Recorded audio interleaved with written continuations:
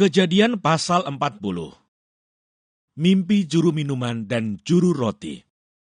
Sesudah semuanya itu terjadilah bahwa juru minuman Raja Mesir dan juru rotinya membuat kesalahan terhadap tuannya, Raja Mesir itu.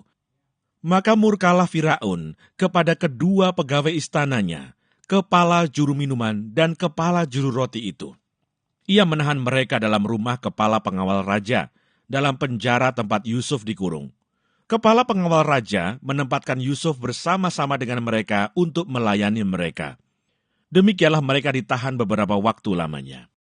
Pada suatu kali bermimpilah mereka keduanya, baik juru minuman maupun juru roti Raja Mesir yang ditahan dalam penjara itu. Masing-masing ada mimpinya.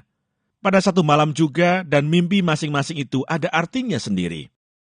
Ketika pada waktu pagi Yusuf datang kepada mereka, segera dilihatnya bahwa mereka bersusah hati.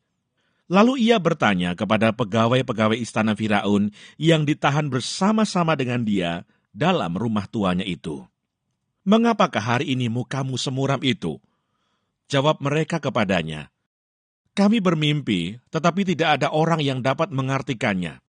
Lalu kata Yusuf kepada mereka, "Bukankah Allah yang menerangkan arti mimpi?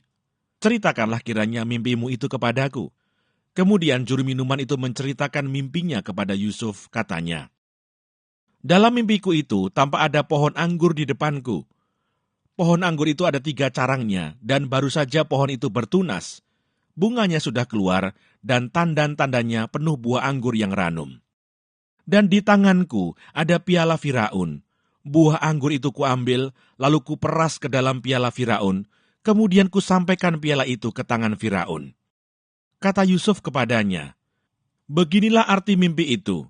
3 carang itu artinya 3 hari. Dalam 3 hari ini, Firaun akan meninggikan engkau dan mengembalikan engkau ke dalam pangkatmu yang dahulu, dan engkau akan menyampaikan piala ke tangan Firaun seperti dahulu kala, ketika engkau jadi juru minumannya. Tetapi ingatlah kepadaku, apabila keadaanmu telah baik nanti, tunjukkanlah terima kasihmu kepadaku dengan menceritakan hal ikhwalku kepada Firaun, dan tolonglah keluarkan aku dari rumah ini. Sebab aku diculik begitu saja dari negeri orang Ibrani, dan di sini pun aku tidak pernah melakukan apa-apa yang menyebabkan aku layak dimasukkan ke dalam liang tutupan ini." Setelah dilihat oleh kepala juru roti betapa baik arti mimpi itu, berkatalah ia kepadanya, "Aku pun bermimpi juga. Tampak aku menjunjung 3 bakul berisi penganan.